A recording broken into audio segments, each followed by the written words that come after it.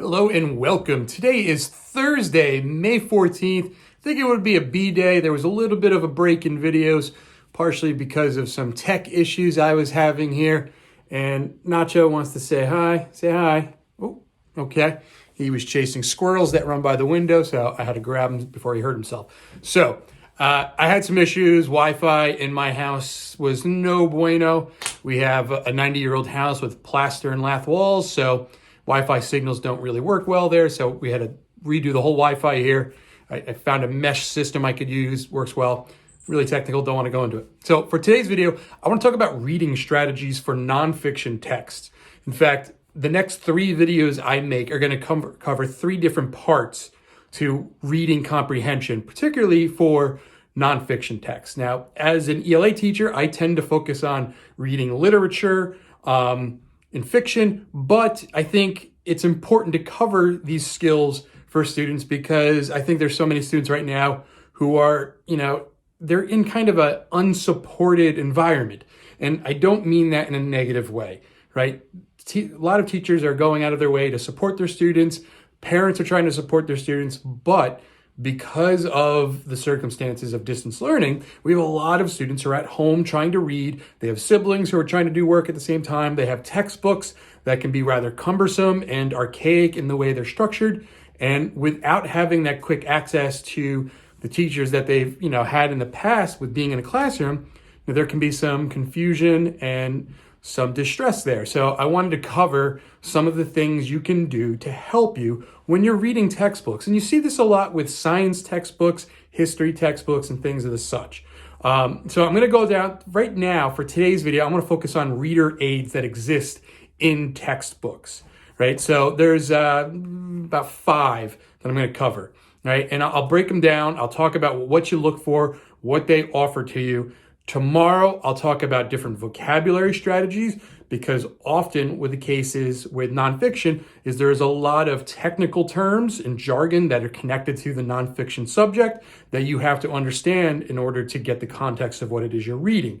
Very different from where you're reading literature where context clues can be much more useful to helping you, but we'll go through that. And in the last video, we'll talk about the way the information is actually structured on the page and how you can figure out text structures and it'll help you build comprehension and actually help you start to understand what it is you're reading.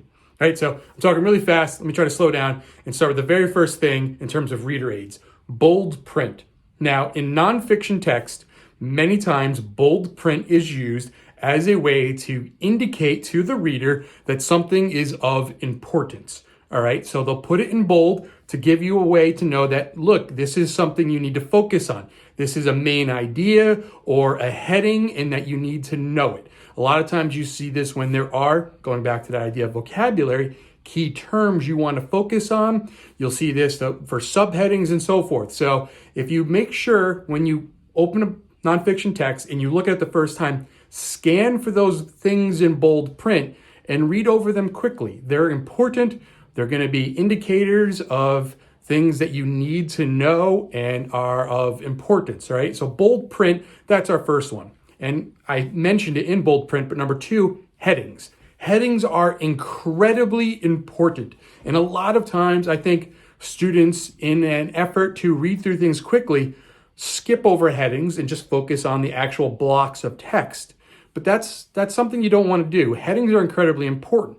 They give you an alert as to what the chapter or what the block of text is going to be about. Now, if we thought about our own writing in topic sentences, a topic sentence tells us what the paragraph's about. A heading tells us what comes after it, right? So it's very important. It's going to let us know ahead of time what we're going to be learning about. And that kind of helps us prepare for the information that's coming. It gives us an idea to set us up to know what's going on. And it can start us thinking about it. So headings are incredibly important. Italics. Italics are, that weird type of typing where everything's kind of at an angle there. And hopefully over there, maybe I'll have an example so you can see what italics looks like. Typically, when something is printed in italics, it's to add emphasis, to draw your attention to it so that you know it's there. Sorry, I've got nacho hair stuck in my facial hair and it's itchy. When things are in italics, it's very important for you to pay attention to that, right? The author is doing that, the publisher is doing that to draw your attention to it. You see that a lot for a way to give you definitions or when there's extra information to be put there. A lot of times with nonfiction, you'll see that as a bit of information that may be contrary to what's going on, right? So you'll get something that's talking about it, and then in italics, they'll say, but this might be an exception to the case or something. That's why it's very important to pay attention to italics. 4, bulleted lists, right? Whenever a publisher uses bulleted lists, they're running down an order of important things you should know. So that's always something you want to focus on. And when you look at a bulleted list, you want to make sure you pay attention to the order, because many times in a bulleted list, order is important. Not every time, but a lot of times it is, right? And you want to make sure when you look at that bulleted list, you make sure you read any captions around it to see if the order is important.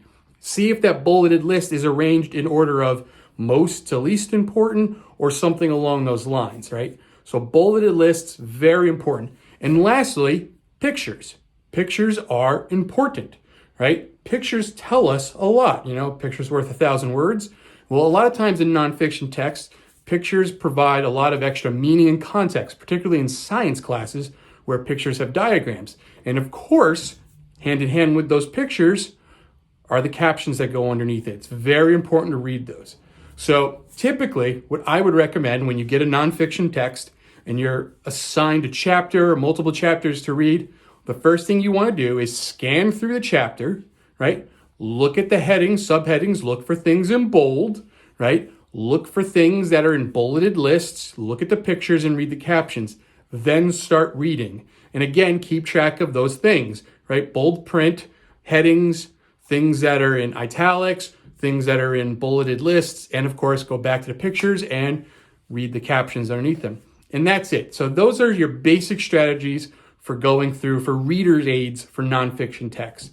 Again, tomorrow I'll discuss a couple of vocabulary strategies to help you with it. And just as a hint right now, typically running to a dictionary and looking up a word and then reading on isn't the best way to learn that vocabulary, but we'll talk about that tomorrow. And then probably Saturday, because I have to make up because I missed a couple days, I'll do a video on understanding the way text is actually organized on pages. And I'll talk about a couple of different text structures that are often used in nonfiction text and how that can actually help you build comprehension. All right, so that's it for now. I hope everyone's well. I'm sorry I'm talking like a mile a minute, but I just want to make sure I got this done.